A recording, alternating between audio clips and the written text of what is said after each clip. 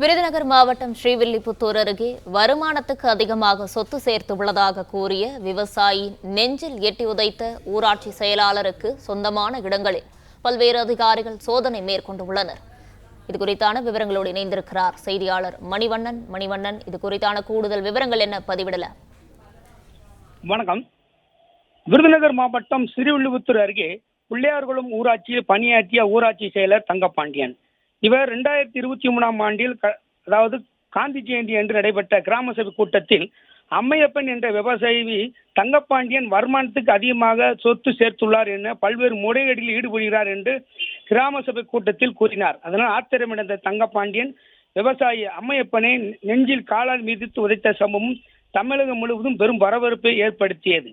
மாவட்ட ஆட்சியர் உத்தரவின் பேரில் தங்கப்பாண்டியனை கைது செய்து காவல்துறையினர் நீதிமன்ற சிறையில் அடைத்த பின்னர் அவர் சாமியில் வெளிவந்தார். மேலும் ஊராட்சி செயலர் தங்கப்பாண்டியனை மாவட்ட ஆட்சித்தலைவர் பணியிடை நீக்கம் செய்தார். இந்நிலையில் தங்கப்பாண்டியன் வருமானத்துக்கு அதிகமாக சொத்து குவிப்பு வழக்கானது நடைபெற்று வந்த நிலையில் தங்கப்பாண்டியனுக்கு சொந்தமான வடிகாசுதம்பட்டி ஊராட்சியில் திருமண மகால், பெரிய திருமண மண்டபம் மற்றும் வீடுகள் கடைகள் வாடகைக்கு விடப்பட்டுள்ளன.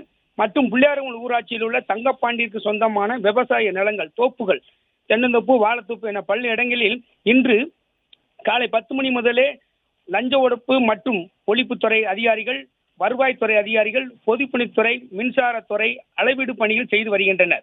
சொத்து மதிப்பை ஆய்வு செய்து வருகின்றனர். தங்கப்பாண்டியன் வருமானம் ஒரு மாதத்திற்கு எவ்வளவு, வருடத்திற்கு எவ்வளவு அவருடைய செலவினங்கள் குறித்து திட்டமிட்டு செயல்பட்டு வருவதாகவும் அதிகாரிகள் தெரிவித்தனர். விவரங்களுக்கு நன்றி மணிவண்ணன்.